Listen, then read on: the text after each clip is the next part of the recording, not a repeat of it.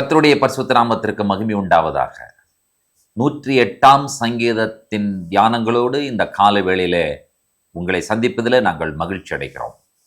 கர்த்தராய் இயேசு கிறிஸ்துவின் நாமம் மகிமைப்படுவதாக. ஆண்டவராய் இயேசு கிறிஸ்துவின் நாமத்தில் அன்பின் வாழ்த்துக்கள். 108ஆம் சங்கீதம், இது நீங்கள் நான் சொல்லுகிற விஷயத்தை கவனமாய் கவனித்து அந்த சங்கீதத்தை படிக்கும்படி உங்களை அன்போடு கேட்கிறேன். இது உண்மையிலேயே 2 சங்கீதங்களின் தொகுப்பு. அதாவது ஒரு சங்கீதத்திலிருந்து ஒரு பகுதியும் இன்னொரு சங்கீதத்திலிருந்து இன்னொரு பகுதியும் எடுத்து தொகுத்து ஒரு சங்கீதமாக இந்த 108ஆம் சங்கீதத்தை நமக்கு கொடுத்திருக்கிறார்கள். 108ஆம் சங்கீதத்தினுடைய 1 முதல் 5 வசனங்கள், அதாவது முதல் 5 வசனங்கள் 57ஆம் சங்கீதத்தினுடைய 7 முதல் 11 வசனங்களோடு மிகவும் ஒத்திருக்கிறதை நீங்கள் கவனிக்கலாம். நீங்கள் என்ன செய்ய வேண்டும்? குறித்து வைத்துக்கொண்டு நீங்கள் எடுத்து படிக்க வேண்டும். 108ஆம் சங்கீதத்தினுடைய 6 முதல் 13 வசனங்கள் 60ஆம் சங்கீதத்தினுடைய 5 முதல் 12 வசனங்களுடன் கிட்டத்தட்ட ஒத்திருக்கிறது என்பதையும் நீங்கள் கண்டுபிடிக்கலாம்.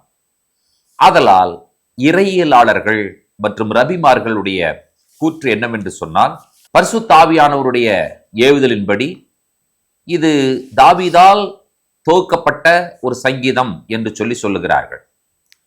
அதை தற்போது நாம் வாழ்கிற சூழ்நிலைக்கும் சவாலுக்கும் ஏற்ப இந்த சங்கீதம் இவ்வாறு இங்கிருந்து ஒரு பகுதியும் அங்கிருந்து ஒரு பகுதியும் எடுத்து துவக்கப்பட்டு ஒரு சங்கீதமாக கொடுக்கப்பட்டிருக்கிறது என்று சொல்லப்பட்டிருக்கிறது. இப்பொழுது 108ஆம் சங்கீதத்திற்கு நேராய் நம்முடைய கவனத்தை நாம் கொண்டு வரலாம். எப்படி அந்த சங்கீதத்தை ஆரம்பிக்கிறார் என்பதை பாருங்கள். தேவனே, என் இருதயம் ஆயத்தமாய் இருக்கிறது, நான் பாடி கீர்த்தனம் பண்ணுவேன், என் மகிமையும் பாடும். என் இருதயம் ஆயத்தமாய் இருக்கிறது, நான் பாடி கீர்த்தனம் பண்ணுவேன், என் மகிமையும் பாடும். அதற்கு அவர் முன்வைக்கும் காரணங்களை நீங்கள் கவனித்தீர்கள் என்று சொன்னால், அவர் சொல்லுகிற விஷயம், தேவன் எவ்வளவு நல்லவர், எவ்வளவு பெரியவர், நம்மை விடுதலையாக்குகிற கர்த்தர் என்கிற விஷயத்தை சொல்லுகிறார்.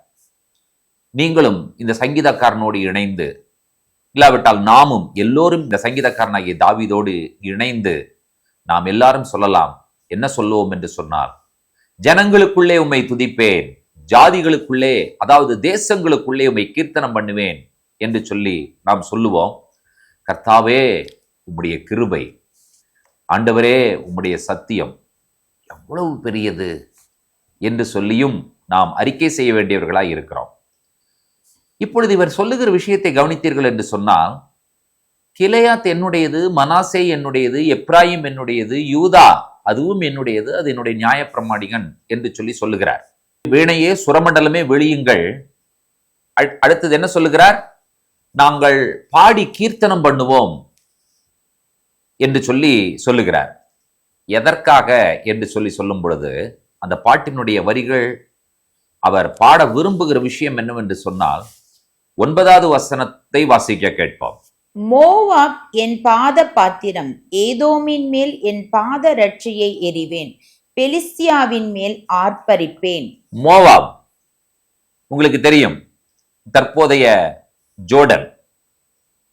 மோவாப் என் பாத பாத்திரம் என்று சொல்லும் பொழுது என்னுடைய வாஷ் பேசின் என்று சொல்லுகிறார். அப்போ எவ்வளவு அந்த மோவாவை பற்றி அவர் சொல்லுகிற விஷயத்தை கவனியுங்கள்.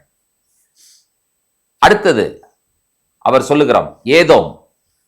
ஏதோம் என்று சொல்லுவது சவக்கடல், அதாவது இஸ்ரேலினுடைய தெற்கு பகுதியிலே நீங்கள் டிராவல் பண்ணி வரும் பொழுது சவக்கடல் இருப்பதற்கு அந்த பகுதி, அது கீழான பகுதி, அந்த தெற்கு பகுதி தான் ஏதோம் குடியிருந்த பகுதி. அது எது வரைக்கும் போகும் என்று சொன்னா, இப்பொழுது இருக்கிற யோர்தான் தேசம் வரைக்கும் போகும் ஏதோம் என்று சொல்லுவது. அடுத்தது பாலஸ்டைன், சொல்லவே வேண்டாம், நமக்கு நம்ம எல்லாருக்கும் பரிச்சயப்பட்டிருக்கிறோம். பாலஸ்தீன், பெலிஸ்தியா என்று சொல்லும் பொழுது அது இஸ்ரேல் தேசத்திற்குள்ளே இருக்கிறவர்கள் இந்த பெலிஸ்தியர்கள். மோவாப், அடுத்தது ஏதோம், அடுத்தது பெலிஸ்தியா. மோவாபினுடைய வாஷ் பேசின், பாதபாத்திரம், ஏதோமின் மேல் என் பாதரட்சியை எறிவேன், பெலிஸ்தியாவின் மேல் ஆர்ப்பரிப்பேன் என்று சொல்லும் பொழுது, எதிரிகள் ஒன்றும் இல்லை, ஆகையினாலே வீணையே சுரமண்டலமே வெளியுங்கள், நான் பாடி கீர்த்தனம் பண்ணுவேன், காரணம் என்னவென்று சொன்னால், என்னை ஆண்டவர் அரணான பட்டணத்திற்குள் நடத்தி கொண்டு போனார். ஒரு விஷயத்த இங்க சொல்றாரு, அதான் எனக்கு ரொம்ப ஆச்சரியமான ஒரு விஷயம். எந்த தேவன் எங்களை நடத்தினார் என்று சொல்லும் பொழுது அவர் ஒரு தேவனை அறிமுகப்படுத்துறார் பாருங்க. எங்கள் சேனைகளோடு புறப்படாமல் இருந்த தேவரீர் தான், எங்களை தள்ளிவிட்டிருந்த தேவரீர் தான் எங்களையும் நடத்துகிறீர். இப்போ பார்த்தால் பார்வைக்கு, கிரியைக்கு, செயலுக்கு ஏதோ அவர் நம்மை கண்டும் காணாதவர் போல இருக்கிறவர் போல தோன்றுகிறது. பலருடைய வாழ்க்கையிலும் அதுதான். தேவன் இருக்கிறாரா என்கிற ஒரு கேள்வியை அநேக முறை நாம் முன்வைக்கிறோம். ஆனால் சங்கீதக்காரன் சொல்லுகிற விஷயத்தை கவனியுங்கள். எந்த தேவன் எங்களை இந்த அரணான பட்டணத்திற்குள் நடத்தினார்? எங்கள் சேனைகளோடு புறப்படாமல் இருந்த தேவரீர், எங்களை தள்ளிவிட்டிருந்த தேவரீர் என்று சொல்லி சொல்லும் பொழுது, இந்த தேவன் எங்களை தள்ளிவிட்டிருந்தாலும், எங்களோடு சேனைகளோடு யுத்தத்திற்கு வராமல் இருந்தாலும், அவர்தான் எங்களுக்கு இதையும் செய்வார். யார் நமக்கு உதவி செய்வது? யார் நமக்கு காரியங்களை நடப்பிப்பது? யார் நம்மை அரணான பட்டணங்களுக்குள் கொண்டு போய் சேர்ப்பது? இதையே நீங்கள் புரிந்து இப்படி கேட்டு பாருங்கள். எங்களுடைய ஆபத்தில் எங்களுக்கு உதவி செய்வது யார்? எங்களுடைய பிரச்சனைகள், எங்களுடைய மோசமான சூழ்நிலைகள், நாங்கள் படுகிற துன்பங்கள், துயரங்கள், அவதிகள், இந்த சூழ்நிலையிலே எங்களோடு கூட இருப்பவர் யார்? நாங்கள் ஒன்று நினைத்தோமே, எங்களை கைவிட்டு விட்டாரோ என்று சொல்லி நினைத்தோமே, அந்த தேவன் தான். அப்பொழுது இவர் சொல்லுகிற விஷயம் என்னவென்று சொன்னால், நான் பாடி கீர்த்தனம் பண்ணுவேன். எதற்காகவென்று சொன்னால், எங்களோடு கூட எங்கள் தேவன் இல்லாமல் இருந்ததை போல தோன்றினது, ஆனாலும் அவர்தான் எங்களை நடத்தி இருக்கிறார். இக்கட்டில் உதவி செய்தது கர்த்தர், மனிதன் அல்ல. மனிதனுடைய உதவி விருதா. அவர் கடைசியில ஒரு வார்த்தையை மிக ஆணித்தரமாக சொல்லி முடிக்கிறார். தேவனாலே நாங்கள் பராக்கிரமம் செய்வோம் என்று சொல்லுகிறார். எங்கள் சத்துருக்களை அவர் மிதித்து போடுவார். ஆகினால இந்த போராட்டமான சூழ்நிலையில அவர் எதிரிகளை குறித்து அவர் சொல்லுகிற விஷயத்தை நீங்கள் கவனித்து பாருங்கள். ஏதோமியர்களும் மோவாபியர்களும் பெலிஸ்தியர்களும் இஸ்ரவேலினுடைய எவ்வளவு பெரிய எதிரிகள் என்பதை நாம் அறிந்திருக்கிறோம். இன்றைக்கும் பெலிஸ்தியர்களுடைய விஷயங்களை நீங்கள் அறிந்தவர்கள் தான். ஏதோமியர்களும் இன்றைக்கும் இருக்கிறார்கள், வேறு பெயர்களில் இருக்கிறார்கள். மோவாபியர்களும் இன்றைக்கும் இருக்கிறார்கள், ஆனால் வேறு பெயர்களில் இருக்கிறார்கள். அந்த நாமங்களை உடைய அந்த சத்துருக்களை கர்த்தர் பாதவிடையாக்கி போட்டாரே, அந்த தேவன் நிச்சயமாக நம்முடைய வாழ்க்கையில செய்ய போகிற காரியம் என்ன என்கிறதான விஷயத்தை கடைசி வசனத்துல வாசித்து ஜபத்தோடு இந்த தியானத்தை நாம் இன்றைக்கு நிறைவு செய்ய போகிறோம். தேவனாலே பராக்கிரமம் செய்வோம், அவரே எங்கள் சத்துருக்களை மிதித்து போடுவார். இந்த அறிக்கையை சங்கீதக்காரனாகி தாவீதோடு நாமும் சேர்ந்து செய்வோமா? தேவனாலே பராக்கிரமம் செய்வோம், அவரே எங்கள் சத்துருக்களை மிதித்து போடுவார். அவர் மட்டும்தான், அவர்தான் செய்வார். அதாவது நாம் பராக்கிரமம் செய்வதற்கு தேவன் நமக்கு உதவி செய்கிறார்.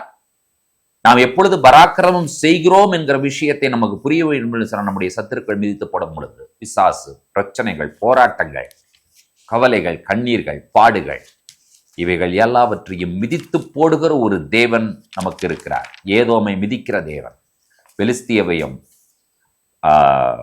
ஏதோமையும் மோவாபையும் மிதிக்கிற ஒரு தேவன் நம்மோடு கூட இருக்கிறார் என்கிற சந்தோஷமான நற்செய்தி இந்த காலை வேளையிலே பரிசுத்தாவியானவர் மூலமாக நாம் பெற்றிருக்கிறோம் என்கிற விஷயத்திற்காக நாம் ஆண்டவருக்கு நன்றி செலுத்த கடமைப்பட்டிருக்கிறோம். ஜெபிப்போம்.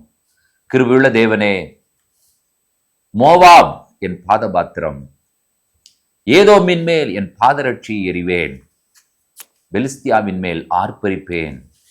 வீணையே, சுரமண்டலமே விழியுங்கள், நான் பாடி கீர்த்தனம் பண்ணுவேன். எங்கள் தேவனாலே நாங்கள் பராக்கிரமம் செய்வோம், அவரே எங்கள் சத்துருக்களை மிதித்து போடுவார். இந்த வார்த்தைகளை எல்லாம் ஜீவனுள்ள வார்த்தைகளாக எங்களுடைய வாழ்க்கையில நாங்கள் அறிக்கை செய்கிறோம். இந்த ஜெபத்துல எங்களோடு இணைந்து ஜெபிக்கிற எல்லா தேவ பிள்ளைகளும் ஆண்டவரே, உம்மாலே பராக்கிரமம் செய்வர்களாய் மாறட்டும். அந்த பிள்ளைகளுடைய வாழ்க்கையில காணப்படுகிற எல்லா விதமான போராட்டங்களையும், பிரச்சனைகளையும், எதிர்ப்புகளையும், எல்லாவற்றையும், சத்துருவினுடைய சதி ஆலோசனைகளையும் மிதித்து போடுகிற தேவனாக நீர் கூட இருந்து அவர்களை நடத்த வேண்டும் என்று சொல்லி ஒப்புக் கொடுத்து ஜெபிக்கிறோம். உம்முடைய திருக்கரங்களில் தாழ்த்தி சமர்ப்பிக்கிறோம். துதி கனமகிமை உமக்கே ஏறெடுக்கிறோம். இயேசு கிறிஸ்துவின் விலையேற பெற்ற நாமத்தில் வேண்டுகிறோம், ஜெபம் கேளும் பரிசுத்தமுள்ள பிதாவே, ஆமேன்.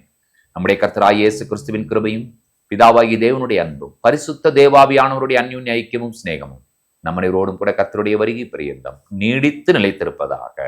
ஆமேன், ஆமேன்.